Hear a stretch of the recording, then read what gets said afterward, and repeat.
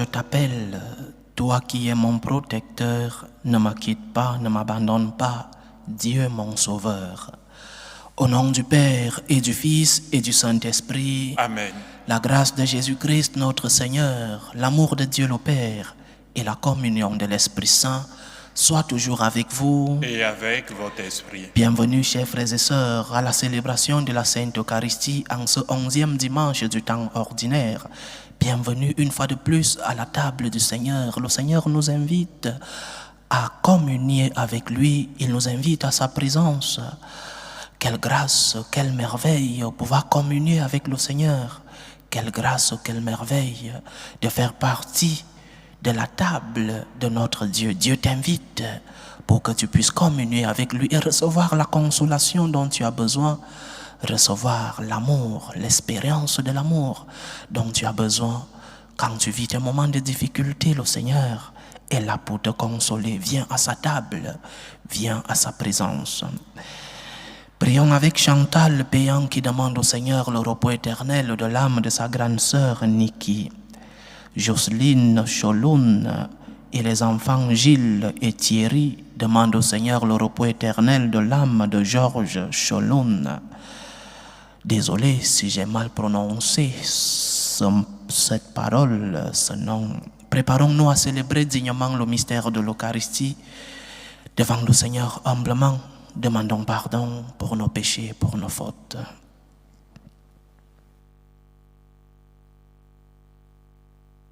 Je confesse à Dieu Tout-Puissant, je reconnais devant vous, frères et sœurs, que j'ai péché en pensée, en parole, par action et par omission. Oui, j'ai vraiment péché.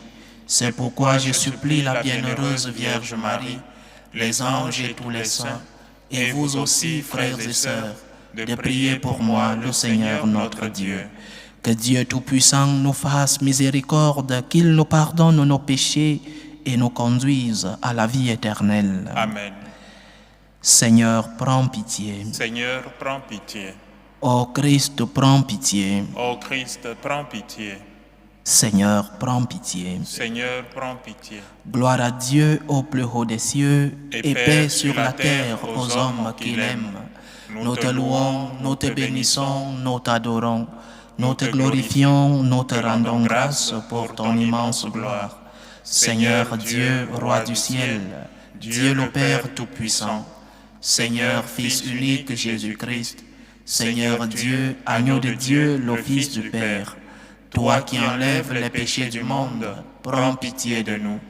Toi qui enlèves les péchés du monde, reçois notre prière. Toi qui es assis à la droite du Père, prends pitié de nous. Car toi seul es saint, toi seul es Seigneur, toi seul est le Très-Haut Jésus-Christ, avec le Saint-Esprit, dans la gloire de Dieu le Père. Amen. Prions le Seigneur. Dieu Tout-Puissant, force de ceux qui espèrent en toi, sois favorable à nos appels, puisque l'homme est fragile et que sans toi il ne peut rien. Donne-nous toujours le secours de ta grâce. Ainsi nous pourrons, en observant tes commandements, vouloir et agir de manière à répondre à ton amour. Par Jésus-Christ, ton Fils, notre Seigneur, qui vit et règne avec toi dans l'unité du Saint-Esprit, Dieu, pour les siècles des siècles. Amen. Lecture du livre du prophète Ézéchiel. Ainsi parle le Seigneur Dieu. À la cime du grand chêne, je prendrai une tige au sommet de sa ramure. J'en cueillerai une toute jeune et je la planterai moi-même sur une montagne très élevée. Sur la haute montagne d'Israël, je la planterai. Elle portera des rameaux et produira du fruit. Elle deviendra un cèdre magnifique. Au-dessous d'elle habiteront tous les passereaux et toutes sortes d'oiseaux. À l'ombre de ses branches, ils habiteront. Alors tous les arbres des champs sauront que je suis le Seigneur. Je renverse l'arbre élevé et je relève l'arbre renversé. Je fais sécher l'arbre vert et reverdis l'arbre sec. Je suis le Seigneur, j'ai parlé et je le ferai. Parole du Seigneur. Nous rendons grâce à Dieu. Il est bon, Seigneur, de te rendre grâce. Il est bon, Seigneur, de te rendre grâce. Qu'il est bon de te rendre grâce au Seigneur, de chanter pour ton nom, Dieu très haut, d'annoncer dès le matin ton amour, ta fidélité au long des nuits. Il est bon, Seigneur, de te rendre grâce. Le juste grandira comme un palmier, il poussera comme un cèdre du Liban, planté dans les pavis du Seigneur, il grandira dans la maison de notre Dieu. Il est bon, Seigneur, de te rendre grâce. Vieillissant, il fructifie encore, il garde sa sève et sa verdeur, pour annoncer le Seigneur est droit, pas de ruse en Dieu mon rocher.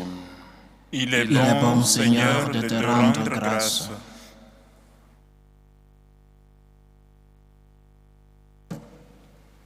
Lecture de la deuxième lettre de Saint Paul, apôtre aux Corinthiens.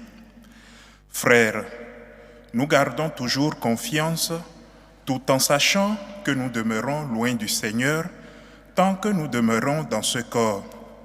En effet, nous cheminons dans la foi, non dans la claire vision. Oui, nous avons confiance et nous voudrions plutôt quitter la demeure de ce corps pour demeurer près du Seigneur. Mais de toute manière, que nous demeurions dans ce corps ou en dehors, notre ambition, c'est de plaire au Seigneur. Car il nous faudra tous apparaître à découvert devant le tribunal de Christ pour que chacun soit rétribué selon ce qu'il a fait, soit en bien, soit en mal, pendant qu'il était dans son corps. Parole du Seigneur.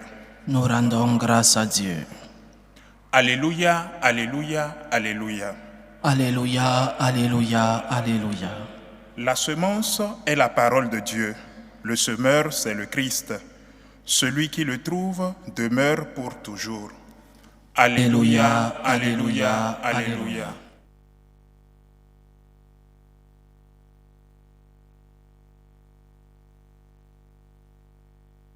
Le Seigneur soit avec vous. Et avec votre esprit. Évangile de Jésus-Christ selon saint Marc. Gloire à toi, Seigneur. Marc chapitre 4, des versets 26 au verset 34. En ce temps-là, parlant à la foule, Jésus disait, « Il en est du règne de Dieu comme d'un homme qui jette en terre la semence. Nuit et jour, qu'il dorme ou qu'il se lève, la semence germe et grandit, il ne sait comment. D'elle-même, la terre produit d'abord l'herbe, puis l'épi, enfin du blé plein l'épi. Et dès que le blé est mûr, il y met la faucille, puisque le temps de la moisson est arrivé. » Il disait encore, « À quoi allons-nous comparer le règne de Dieu?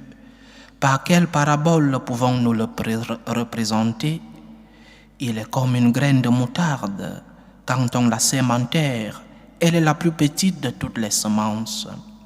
Mais quand on l'a semée, elle grandit et dépasse toutes les plantes potagères.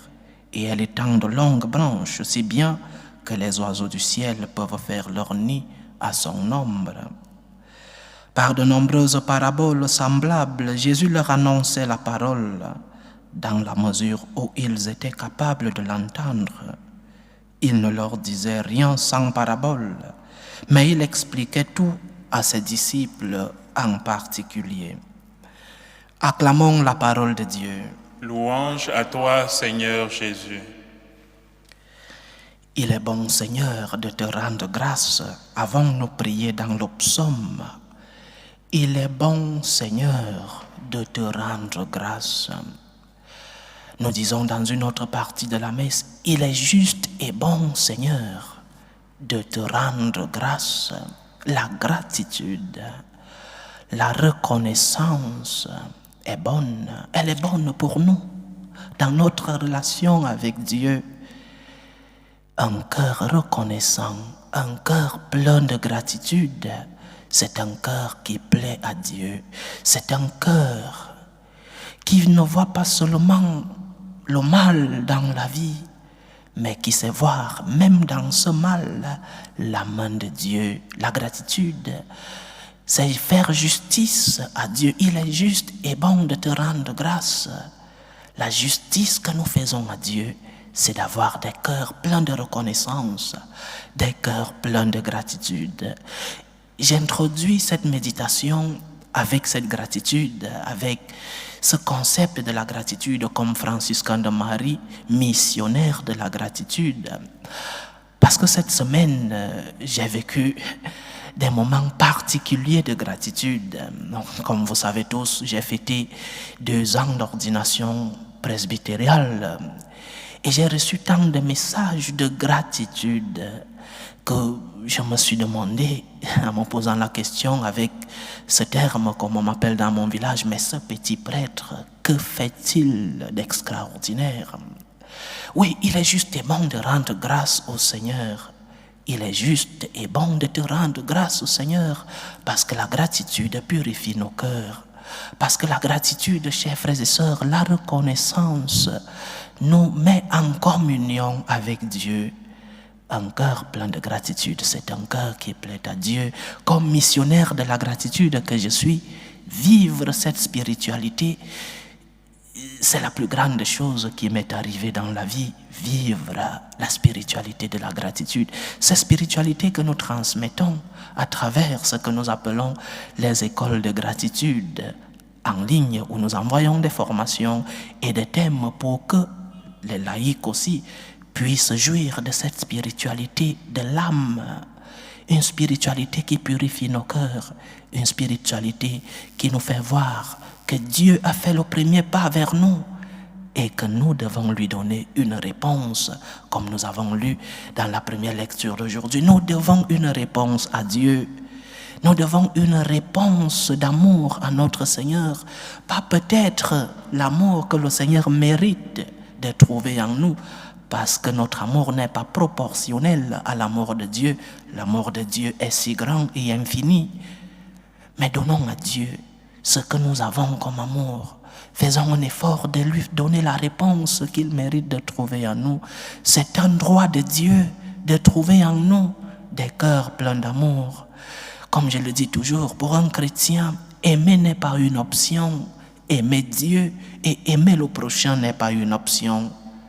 Pour le chrétien, aimer est un devoir.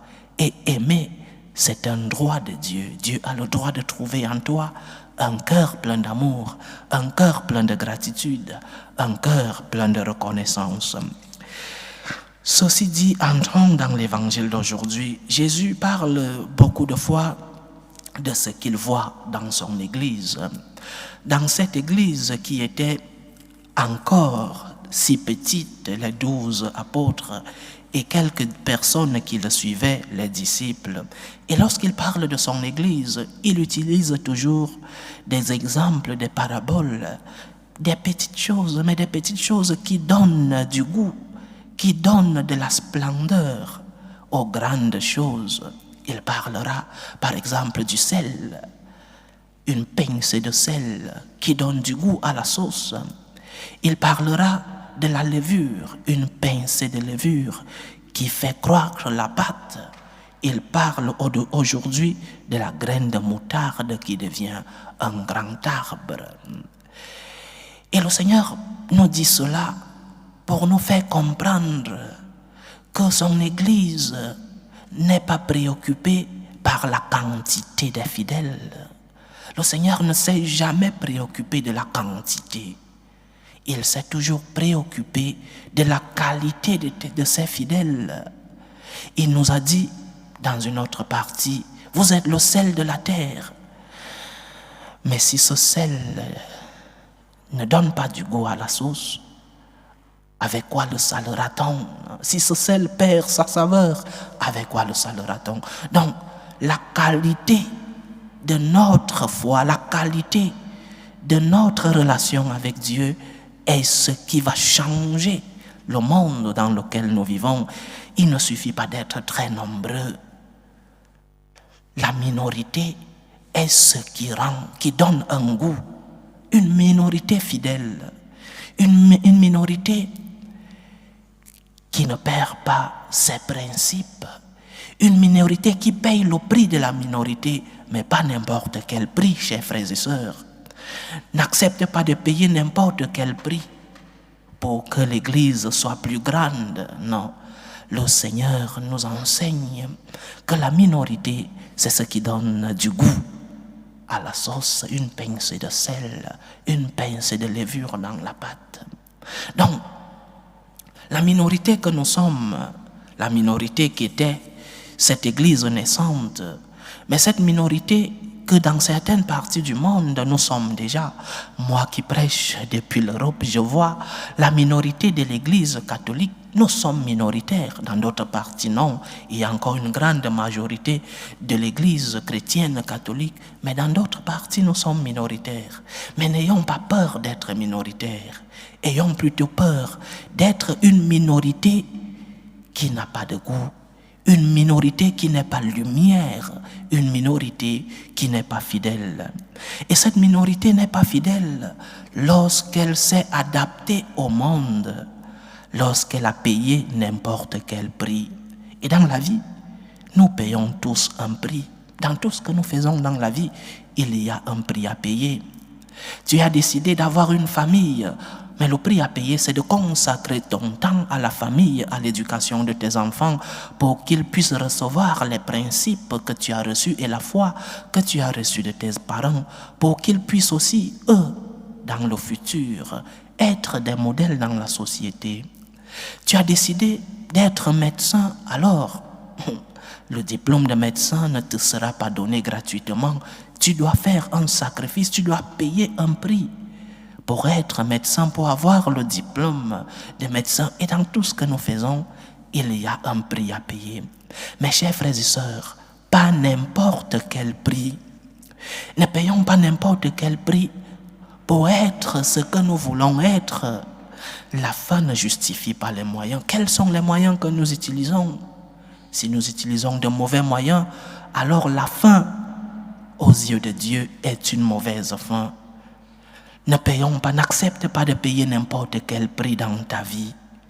Le prix, nous devons le payer, oui, mais le prix que le Seigneur veut que nous payions, le prix de la fidélité à notre Seigneur, le prix d'une foi ferme en Dieu. Si notre Église accepte de payer n'importe quel prix, elle devient, comme je le dis toujours, une ONG.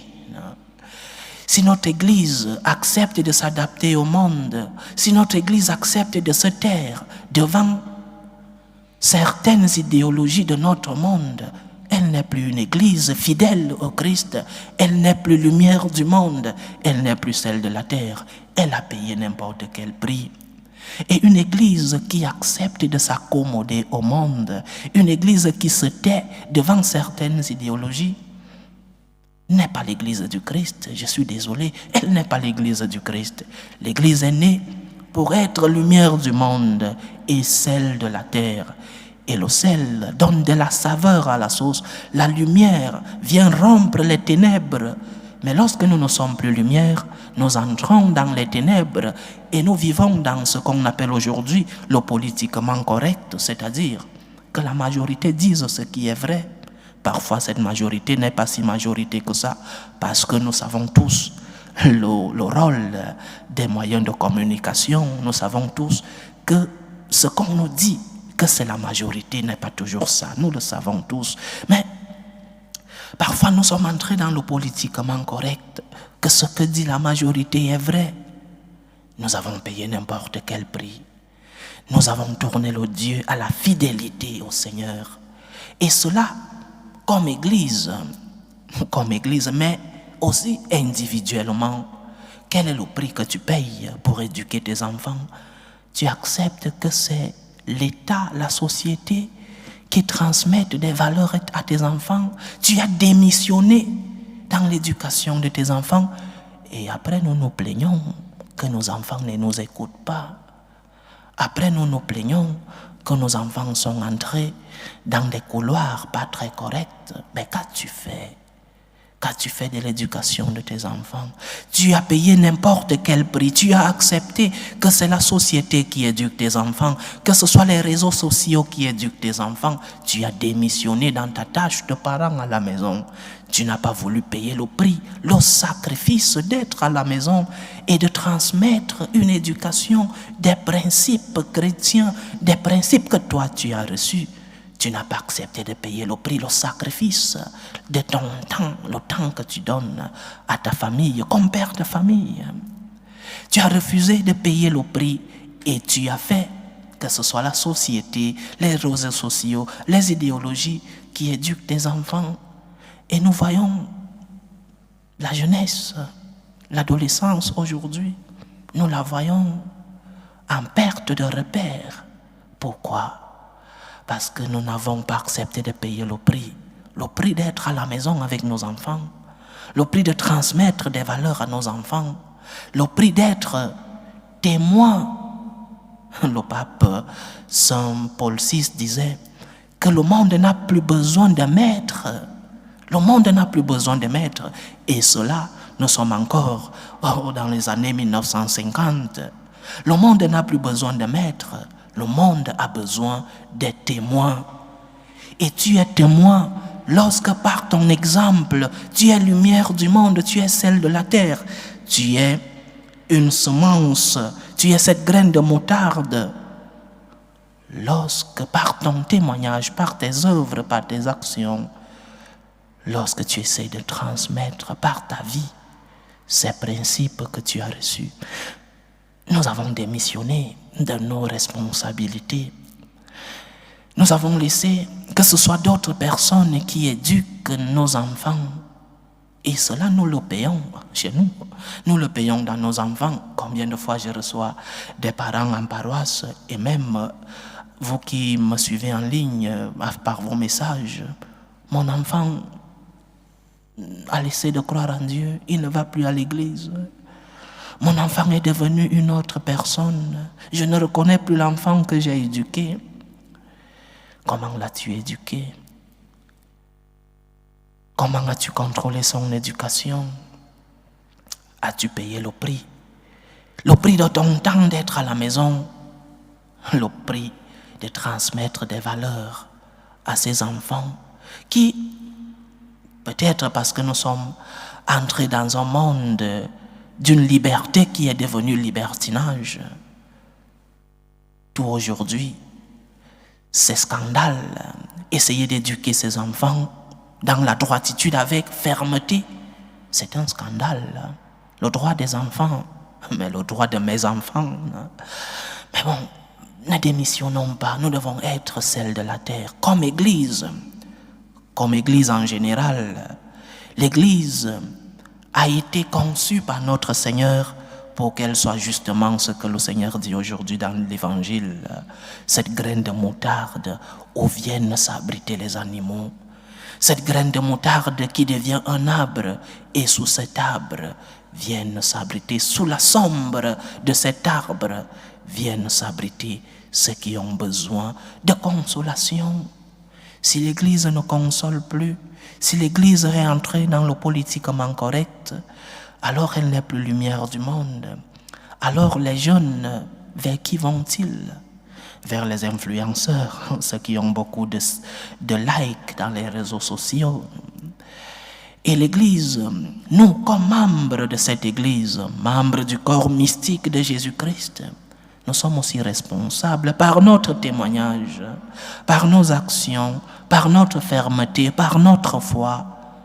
Nous devons aussi être cette graine de moutarde qui a germé, cette graine de moutarde qui a reçu du Seigneur une éducation, une foi, et cette graine de moutarde qui est devenue un grand arbre sous lequel viennent s'abriter ceux-là qui ont besoin d'aide, ceux-là qui ont besoin de consolation. Donc, comme Église, celle de la terre, lumière du monde, et nous particulièrement comme membres de cette Église, celle de la terre, lumière du monde, témoins de l'amour de Dieu, témoins de la foi que nous professons, Parce que nous professons une foi merveilleuse, mais une foi qui implique des sacrifices, une foi qui a un prix à payer. Et pas n'importe quel prix, je répète, pas le prix d'entrer dans le politiquement correct, mais le prix de rester ferme et fidèle à notre Seigneur Jésus-Christ. Que Dieu nous aide, que Dieu aide son Église, que l'Église continue de transmettre fidèlement le message reçu du Seigneur. Que Dieu nous aide particulièrement, nous aussi, concrètement, nous qui sommes, nous les pasteurs, qui essayons de transmettre cette foi dans sa fidélité. Que le Seigneur nous aide et que le Seigneur aide le peuple de Dieu que vous êtes à pouvoir transmettre aux générations futures cette fermeté en étant témoin de l'amour, en étant lumière du monde par nos actes, par nos actions, en étant sel de la terre, en étant cette graine de moutarde qui a germé et qui est devenue un arbre sous lequel viennent s'abriter, viennent s'abreuver ceux-là qui cherchent Dieu. Dans ce monde, dans un contexte où beaucoup de jeunes sont à la recherche de Dieu, donnons-leur ce Dieu fidèlement, ce Dieu qui nous demande des sacrifices. Ne montrons pas aux générations futures que la vie est facile parce qu'elle ne l'est pas. Elle ne l'est pas. Le Seigneur nous a enseigné que dans tout, il y a un prix à payer. Pour être une grande personne, pour être une personne pleine de foi, il y a un prix à payer. Et par n'importe quel prix, le prix de rester fidèle aux enseignements de notre Seigneur. Que Dieu nous aide à lui rester fidèle. Que Dieu nous aide à être lumière du monde et celle de la terre. Loué soit Jésus-Christ. À jamais. Professons tous ensemble notre foi. Je crois en Dieu le Père Tout-Puissant, Créateur du ciel et de la terre, et en Jésus-Christ, son Fils unique, notre Seigneur, qui a été conçu du Saint-Esprit, est né de la Vierge Marie, a souffert sous Ponce Pilate, a été crucifié, est mort et a été enseveli, est descendu aux enfers, le troisième jour est ressuscité des morts, est monté aux cieux, est assis à la droite de Dieu le Père Tout-Puissant, d'où il viendra juger les vivants et les morts. Je crois en l'Esprit Saint, à la Sainte Église catholique, à la communion des saints, à la rémission des péchés, à la résurrection de la chair et à la vie éternelle. Amen. Présentons nos humbles supplications vers Dieu le Père Tout-Puissant. Il veut que tous les hommes soient sauvés et parviennent à la connaissance de la vérité. Prions pour la Sainte Église, prions pour le pape, pour les évêques et les prêtres, pour qu'ils puissent transmettre fidèlement le message de notre Seigneur, qu'ils puissent être lumière du monde et celle de la terre. Prions le Seigneur. Seigneur, écoute et prends pitié. Prions le Seigneur pour la paix dans le monde, pour la paix dans nos familles, pour la paix dans nos cœurs, pour que finisse tout germe de violence, pour que finissent les tensions, les guerres dans nos familles, entre les peuples. Prions le Seigneur. Seigneur, écoute et prends pitié. Prions le Seigneur pour les vocations dans la vie consacrée et dans la vie sacerdotale, pour que lui qui est le maître de la moisson envoie des ouvriers fidèles dans sa vigne. Prions le Seigneur. Seigneur, écoute et prends pitié. Prions le Seigneur pour tous ceux qui vivent des moments de détresse, des moments de croix, des moments de souffrance, des moments de douleur. Prions pour les malades, pour tous ces malades qui nous demandent des prières, que le Seigneur lui-même, le médecin des âmes et des corps, puisse être à leur chevet. Prions le Seigneur. Seigneur, écoute et prends pitié. Prions pour ces personnes qui ont perdu un être cher, pour les attrister, pour les affliger, pour les orphelins, que le Seigneur lui-même soit leur consolateur et leur réconfort. Prions le Seigneur. Seigneur, écoute et prends pitié.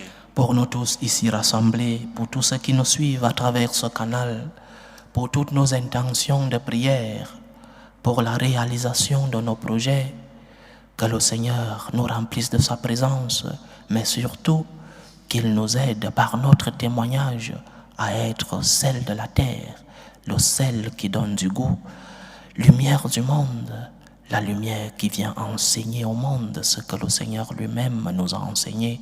Prions le Seigneur. Seigneur, écoute et prends pitié. Écoute et prends pitié, Seigneur, reçois les supplications que ton peuple te présente avec foi. Daigne les exaucer selon ta volonté, toi qui vis et règnes pour les siècles des siècles. Amen.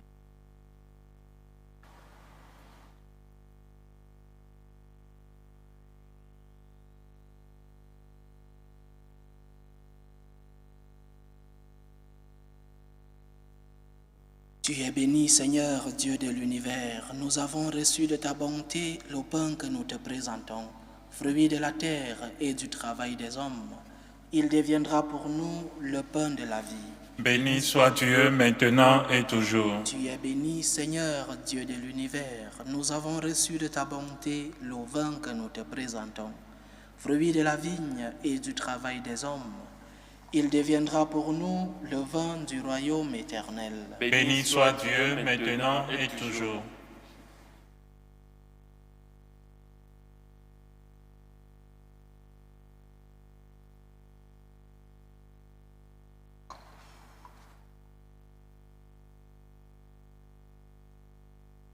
Priez, frères et sœurs, que mon sacrifice qui est aussi le vôtre soit agréable à Dieu le Père Tout-Puissant.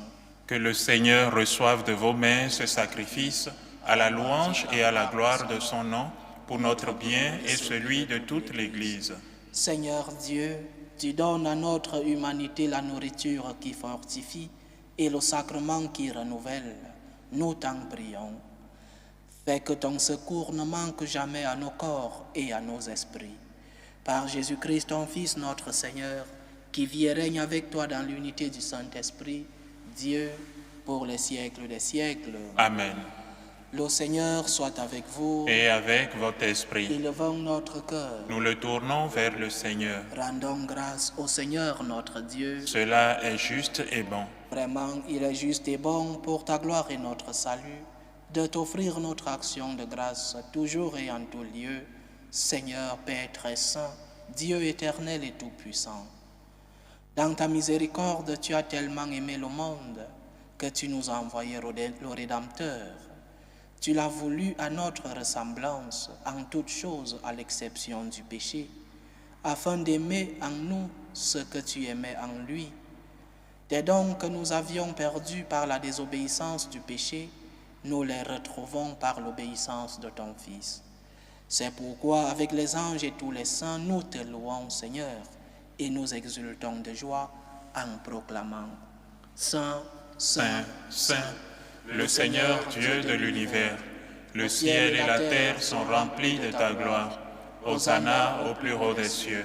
Béni soit celui qui vient au nom du Seigneur. Hosanna au plus haut des cieux. » Tu es vraiment Saint Dieu de l'univers, et il est juste que toute la création proclame ta louange, car c'est toi qui donnes la vie, c'est toi qui sanctifies toutes choses par ton Fils Jésus-Christ notre Seigneur, avec la puissance de l'Esprit Saint. Et tu ne cesses de rassembler ton peuple, afin que du levant au couchant du soleil, une offrande pure soit présentée à ton nom. C'est pourquoi nous voici rassemblés devant toi, Dieu notre Père, et dans la communion de toute l'Église, nous célébrons le jour où le Christ est ressuscité d'entre les morts. Par lui que tu as élevé à ta droite, nous te supplions de consacrer toi-même ces offrandes que nous apportons. Sanctifie-les par ton esprit pour qu'elles deviennent le corps et le sang de ton Fils Jésus-Christ, notre Seigneur, qui nous a dit de célébrer ce mystère. La nuit même où il fut livré, il prit le pain, en te rendant grâce, il dit la bénédiction, il rompit le pain et le donna à ses disciples en disant « Prenez et mangez-en tous, ceci est mon corps, livré pour vous. »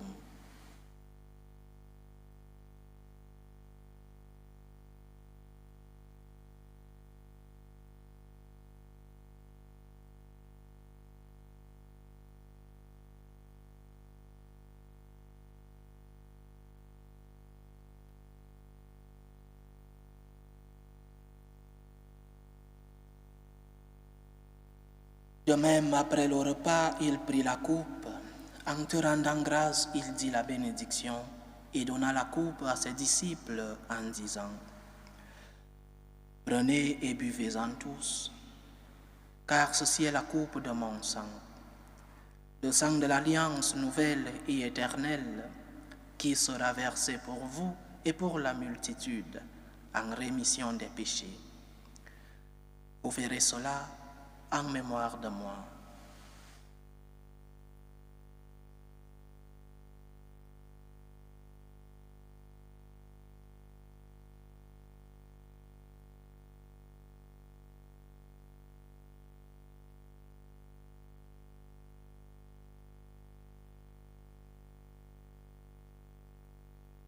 Il est grand le mystère de la foi. Nous annonçons ta mort, Seigneur Jésus. Nous proclamons ta résurrection. Nous attendons ta venue dans la gloire. En faisant ainsi mémoire de ton Fils, de sa passion qui nous sauve, de sa glorieuse résurrection et de son ascension dans le ciel, alors que nous attendons son dernier avènement, nous t'offrons, Seigneur, en action de grâce, ce sacrifice vivant et saint. Regarde, nous t'en prions, l'oblation de ton Église, et daigne y reconnaître ton Fils, qui, selon ta volonté, s'est offert en sacrifice pour nous réconcilier avec toi. Quand nous serons nourris de son corps et de son sang, et remplis de l'Esprit Saint, accorde-nous d'être un seul corps et un seul esprit dans le Christ.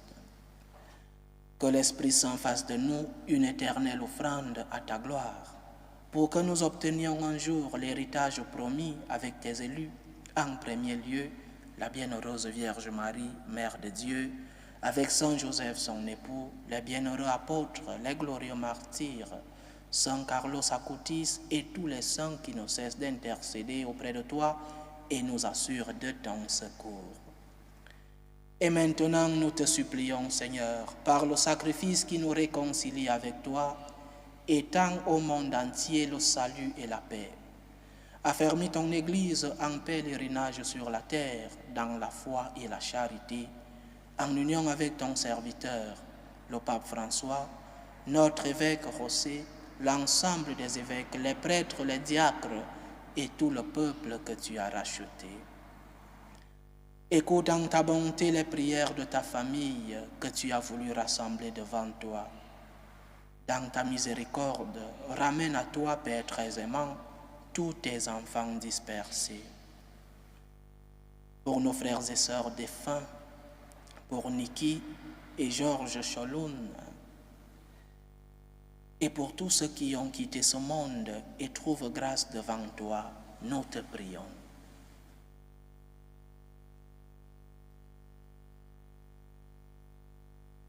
En ta bienveillance, accueille-les dans ton royaume où nous espérons être comblés de ta gloire tous ensemble et pour l'éternité, par le Christ notre Seigneur, par qui tu donnes au monde toute grâce et tout bien.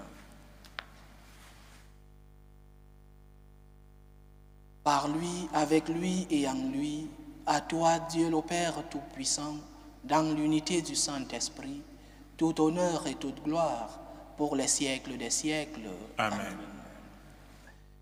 Comme nous l'avons appris du Sauveur, et selon son commandement, nous osons dire, notre Père qui es aux cieux, Que ton nom soit sanctifié, que ton règne vienne, que ta volonté soit faite sur la terre comme au ciel. Donne-nous aujourd'hui notre pain de ce jour. Pardonne-nous nos offenses, comme nous pardonnons aussi à ceux qui nous ont offensés, et ne nous laisse pas entrer en tentation, mais délivre-nous du mal. Délivre-nous de tout mal, Seigneur, et donne la paix à notre temps. Soutenus par ta miséricorde, nous serons libérés de tout péché, à l'abri de toute épreuve. Nous qui attendons que se réalise cette bienheureuse espérance, l'avènement de Jésus-Christ, notre Sauveur. Car c'est à toi qu'appartiennent le règne, la puissance et la gloire pour les siècles des siècles. Seigneur Jésus-Christ, tu as dit à tes apôtres, « Je vous laisse la paix, je vous donne ma paix. » Ne regarde pas nos péchés, mais la foi de ton Église. Pour que ta volonté s'accomplisse, donne-lui toujours cette paix et conduis-la vers l'unité parfaite. Toi qui vis et règnes pour les siècles des siècles. Amen. Que la paix du Seigneur soit toujours avec vous. Et avec votre esprit. Dans la charité du Christ, donnez-vous la paix. Agneau de Dieu, qui enlève les péchés du monde, prends pitié de nous. Agneau de Dieu, qui enlève les péchés du monde, prends pitié de nous. Agneau de Dieu, qui enlève les péchés du monde, donne-nous la paix.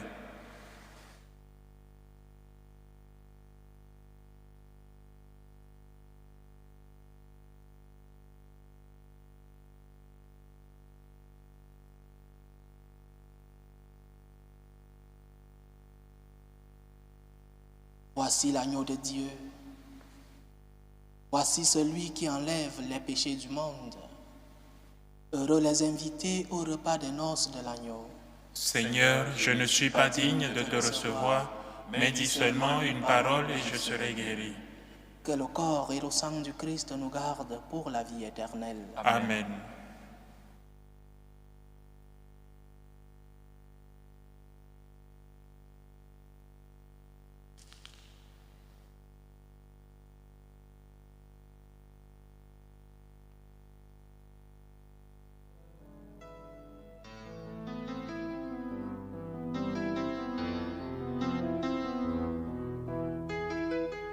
Communion spirituelle. Mon Jésus, je crois en votre présence dans le très saint sacrement. Je vous aime plus que toute chose et je désire que vous veniez dans mon âme. Je ne puis maintenant vous recevoir sacramentellement dans mon cœur. Venez-y au moins spirituellement.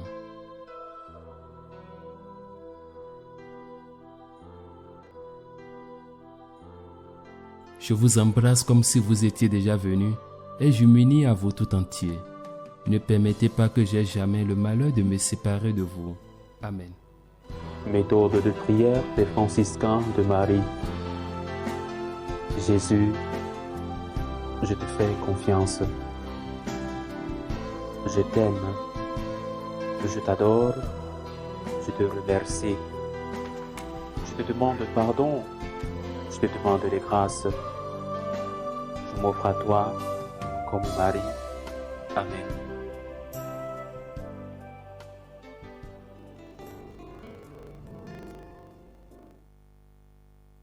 Achevons notre prière. Cette communion à tes mystères, Seigneur, préfigure l'union des fidèles en toi. Fais qu'elle serve à l'unité dans ton Église.